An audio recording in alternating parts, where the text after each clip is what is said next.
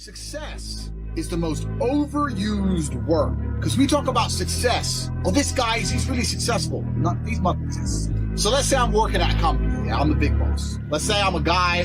I go to college. I go to this company. I work. I become a manager. I'm on $150,000 a year. I got a company BMW and I wear a suit and everyone at my job does as I say. By all measures, I'm a success. But here's the truth. When I leave that company, no one gives a fuck about it. I'm a nobody outside of that one building. My wife doesn't want to suck my dick because I'm fat, because I didn't have time to train, so all I did was work. I got a BMW. I know hoes with BMW. I didn't even consider that a car. That's not a luxury car. That's fucking basic. I'm pushing supercars. You're nobody. You're not successful for shit. Success for a man actually comes in many realms. It's actually nothing to do with being good at your job. Having money, yeah. You don't have to be good at your job. How do you be successful as a man? First, you need freedom, because you ain't a man if you're not free. And you may sit there and go, I'm not a slave, I get paid really well. Listen, the slaves got free food and free shelter in exchange for work. Now all they've done is got rid of the food and shelter, give you dollars, which you spend on food and shelter, and you basically have nothing. So you're still a slave. If you're not free, you're not a man. First, you're not a successful man. So you should always be working towards freedom. And I mean freedom with your time. Do what you want. Go where you want. There's a riot. Cool. Go in Tokyo. Bye. Going to Australia. See you later. Bye. Freedom. What? The next thing that constitutes success to me is your network. Who are you talking to? Who will answer your phone calls? Listen, I got 2 phones right here. And I can call one of many multi-millionaires. And when they see my name, they're going to pick up. They're going to stop their conversation and be like, whoa, fuck, Tate, what's up, Tate? Because they know I don't call for no bullshit. They'll be like, money phone. So I can call multi-millionaires right now. I can have the best idea in the world. I can call a bunch of multi-millionaires right now and say, look, I need 100 million. Here's my idea. You can't do that. I can do it. Freedom, network. And then you get into the aesthetics of it. For people to view you as successful, you need good body language. You need physical presence. A man who has no physicality, it will never be seen as successful. Oh, I'm successful, I'm rich, and yeah, but I'll break your neck. I'm gonna grab you by your neck and choke you till you die. Who's successful now? I'm breathing and you're not, so I'm more successful than you. You can't be a little. And I understood this from a young age as well. So I'm sitting there at a young age thinking, I need to get a network, high net worth individuals, or not even rich men, but men who are driven, men who are making money, and I need to find a way to talk to them, learn what they know, so I can become one of them. I need to get body language and physicality. I need to become big and dangerous. I need to be able to display that without saying. I need women in love with me. I need these things because this is what shows the world I'm the fucking dog. And I understand what I need. And I knew this at 21, 22. A lot of you people are older than this. Older than me. You're older than I was. I'm telling you something. You're sitting there going, yeah, didn't even cross your motherfucking mind. You've been too busy jerking off the porno and not thinking about what you actually need to do to be successful.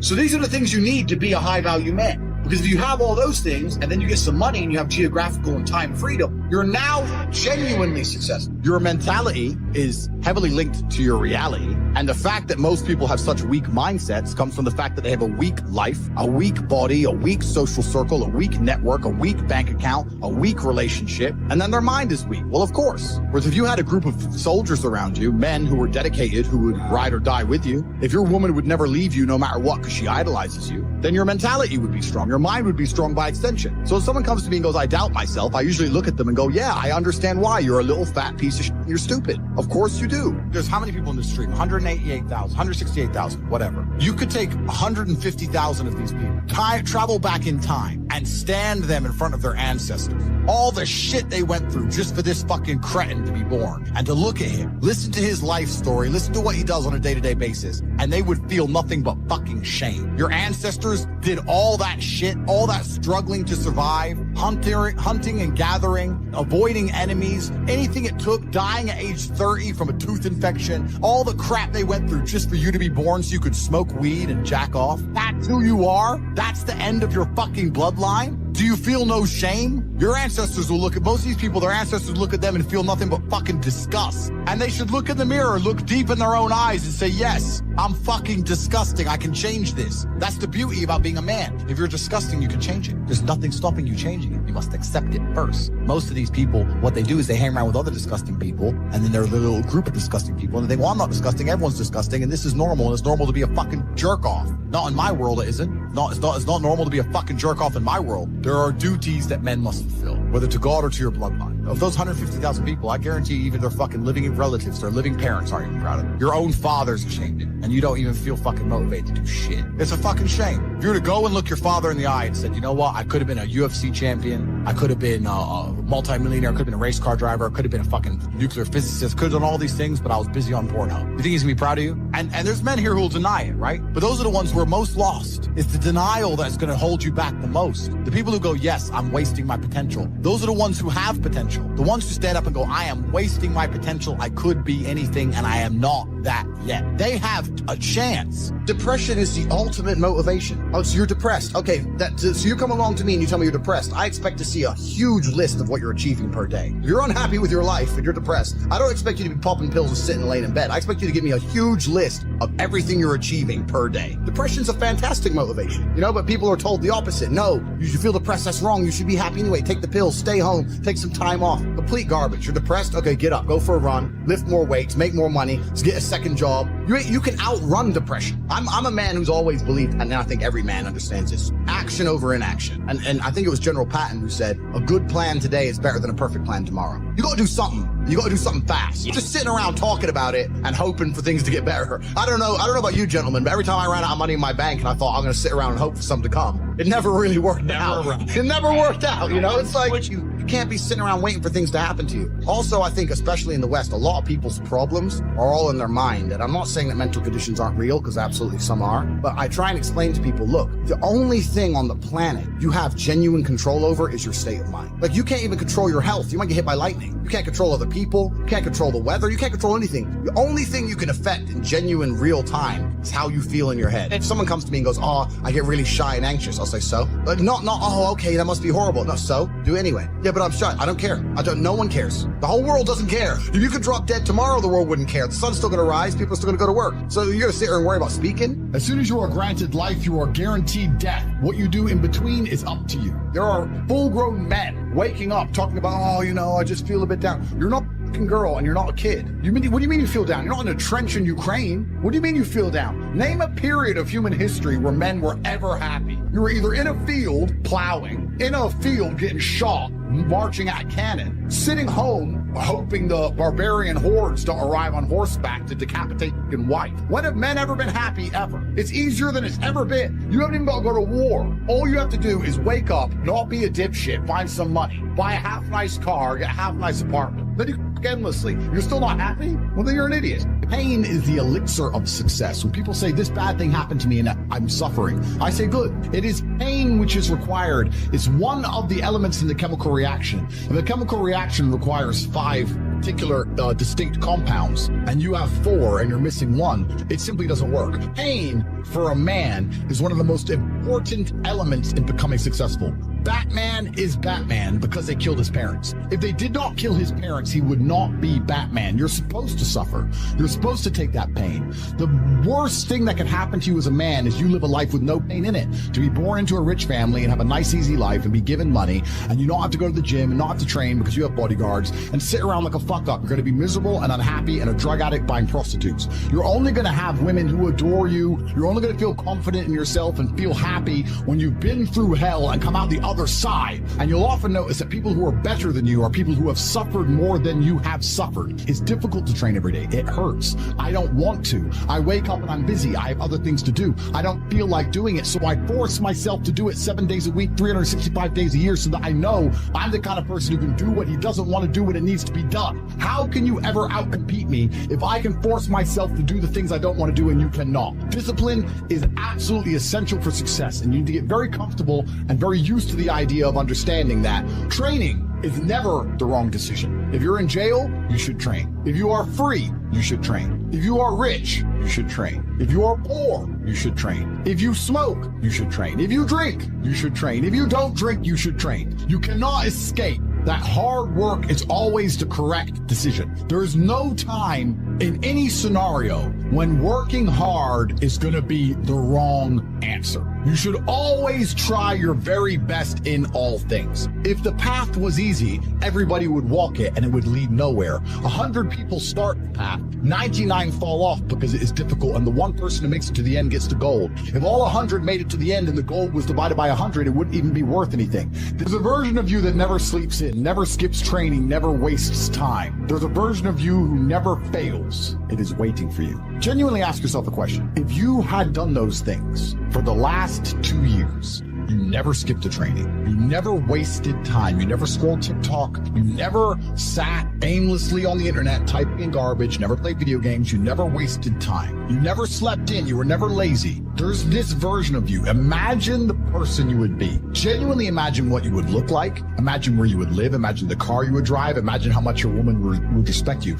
Imagine the love you would see in her eyes when she looks at you with adoration like a king. That person is waiting for you, and the only thing that's stopping you from being that person is your monumental laziness. That's what you should be trying to do. You should be trying to make money. Because if you're a normal person with a normal wage and a normal income and you're focusing on investments, you're making a big mistake. Because there's no way you can invest 500 pounds that's going to grow into. Maybe you could pull off a lottery win shitcoin pump or something. But in general, with anything normal outside of this clown world garbage, which has vanished because the real world's back, because the last 2 years have been clown world. Now the real world's back and it's hard to make money again. There's nothing you can put 500 pounds in without doing any work, and it's just going to blow up and make you million. Right? So if you don't have significant money to invest, you shouldn't be focusing on this. You should be focusing on how to make more money. Let's say you're a normal person, you're working a normal job, you're making $4,000 a month, and you pay all your bills and you're left with $1,000. And then in your spare time, you're worried about how to spend that or how to invest that $1,000 a month. I think that's a waste of time. You should be far more worried about spending your time trying to make more money. Invest in knowledge or something like that. But investing in a coin, like I said, unless it's a lottery win. And I think the last 2 years have been a fantastic period of wealth creation. The money printers were on full, and it was full clown world, and it was bullshit. And a lot of people made money during the clown world and spent it all, and they now think they're going to continue to make money in clown world. Man. No, the real world is back.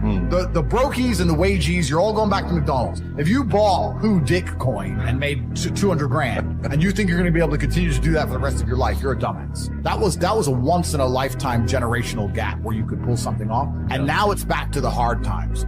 Even all the big tech companies, and the tech companies make money from the sky for free with pixels. They're cutting staff.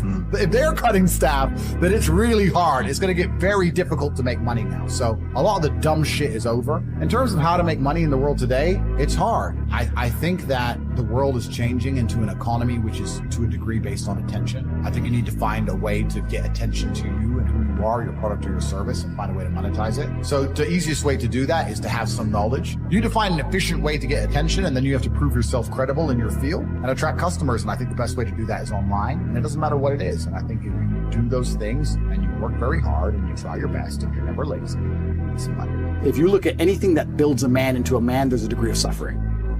So many men say, I want to be the man, but they don't want to suffer. They don't want to fight. And I don't understand why, because even if you look at a superhero movie, they tell you, even in superhero movies, they make it very clear, Batman's parents died. That's why he's Batman. It's very hard to become a man and have a man who's respected and has stories and is capable when he only had a nice life and nice experiences. It's usually the things that made you the best version of you are usually the worst things that happened to you. All the bad things have to happen. There's no way to get there without the bad things. Where do you find the strength when you're in these difficult situations? I always find the strength from my last name. I'm Andrew Tate. So I just have to do it. I'm in a Romanian jail cell. I wake up, there's cockroaches in my bed. They're all over my face. What am I gonna do, cry? Am I gonna go and sign a piece of paper and say I'm guilty? I'm gonna sell my brother out? No, I'm gonna take the cockroaches off my mouth. I'm gonna do some push-ups because I'm Andrew Tate. When shit really gets hard, honor and courage and bravery and your last name is all you've ever had. Especially with men, none of them are bestowed with the things that the masculine essence needs to be a good man. You need pride, you need honor. Matrix Media, they say, why did you get so big? Because I'm telling the truth. I'm telling the truth, which every man knows is intrinsically true in his heart, because God has instilled him with a basic degree of morality of right and wrong. I'm saying things to a 17-year-old boy and he's going, he makes sense. I get it. Everything I was told so far just didn't quite click, but this does. And that's what they're so scared of. I was talking about this the other day. I was talking about how I have a pet peeve, and one of my pet peeves is painkillers. And I was being typical me, and I was going over the top. And I was discussing with this guy. This guy said, have you got any aspirin? I said, there's no aspirin in my house. And he said, why? I said, brother, you are not facing 1% of the life difficulties I am facing. Think about it. No government's trying to lock you up. The Matrix isn't after you. They're not trying to frame you. Nobody wants you dead. When God finally gives you a tiny headache, to give you something to show you're half a man, a little bit of resilience, you pussy out and take an aspirin. Can't you just have a headache? Just have a headache. And not only just have a headache and don't mention it, because I don't care. So don't even talk about it. Nobody needs to know. What do you want? Do you want therapy? You want sympathy? Nobody cares you have a headache. Shut up. Like nearly any problem on earth, whether it's men's mental health, whether it's women's mental health, no matter what it is, whether it's crime, no matter what it is, how do you fix the problem? By building men of caliber, by building men of capability and status and honor and dignity, and by building men of ability to be good standing citizens who are respected by their peers. All of it comes back to improving men. All of it. Every single problem you can possibly name, it comes back to building strong men of capability who are respected. That's all. It's the baseline of humanity. Men always has been the baseline of humanity. And that's why nearly every problem we can name, all of them are in a direct negative correlation with masculinity. As masculinity plummets, all this garbage is going up through the roof. Is that a coincidence? Absolutely not, really not. It's you can literally see it with a graph, and you can see it happening. Saving the way men think and operate, growing a new generation of men who understand they have duty to themselves, their last name, and God, literally saves the world. All of it. Women respect men who stick by their principles and their beliefs, and the principles and beliefs of a man are always to do what he is supposed to do regardless of how he feels. You must train when you don't feel like training. You must protect when you don't feel like protecting. You must be a good man. And when you're actually a truly good man and a high value man, this is something I absolutely realized in jail. I have no problem suffering if the people I love are not suffering. My children are taken care of. The women I love are taken care of. My mother is taken care of. Everybody around me is fine. Even if they've removed me from my life and locked me in a jail cell, everybody I love is taken care of and is protected and is living good. I must suffer because I am a man. I am the head of my empire. I'm the head of the clan. Of course I will suffer, but the people I love are not suffering. This is what God has bestowed upon important men since the beginning of time. Not just important men, all men. The men in the Titanic as the boat was going down, about to be sucked into the icy cold water, some of the last thoughts in those men's head, I know, was at least I saw my daughter and my wife get on that boat. Absolutely. I'm happy to plunge into this ice cold water because there they are on that boat, away from danger. Everyone we love and everyone in the world who we care about was taken care of. And I said, Andrew, would you rather us both be at liberty, but someone else in our life suffer? Mom suffer, our kids suffer, the mothers of our children suffer? No, I'm glad it was me. I'm glad I was the one who was suffering and everyone else was okay, because that's what being a man means. When you're a man, absolutely you're right. It is our job to suffer so the people around us do not suffer. And that's why if you're a man and you're waking up every day and you're not trying your very best to be important or upgrade yourself or upgrade your character, or you're lacking motivation, then you have a serious problem, because it is your job to be capable of dealing with the insurmountable pressure which God is going to put upon you so that when you suffer, everyone around you does well. Our lives are set up that even if they throw us in a dungeon today, everybody we love will be okay forever. And that is what's most important. That's the most important thing. That's success. And that was absolutely comforting in jail when we discussed that and we said, everyone we love is okay. You and I just have to make it through this. And that's absolutely and utterly comforting. And if you're a man sitting at home right now, you need to sit and say, okay, if they plucked me from my life, if they picked me up and threw me in a room and locked me in a jail cell, which can happen. Which can happen to anybody, especially as they continue these matrix attacks on masculinity as a whole. Would your wife have a roof over her head? Would your children eat? Would your family be okay? Think about these things. This is what you're working for. You're not working to make money so you can buy a Lamborghini. You're working to make money and you're thinking outside of the box and you're becoming your best version of yourself so all the people around you will always be okay no matter what happens. It is your job as a man to suffer. And we did our job fantastically, absolutely not as we should. We always will. And we always will. And everybody around us was okay. And that is extremely comforting in times of hardship because we're built for suffering. We were absolutely and utterly built for suffering. No matter how close I came to crying inside of that jail cell, I knew all the people around me were safe and all the people around me could eat. And that's all I cared about. I used my phone calls. When I would call other people and they were asking me how I was, I'd say, we don't want to talk about me. How are you? Are you okay? Are you okay with the media pressure? Are you okay? Is your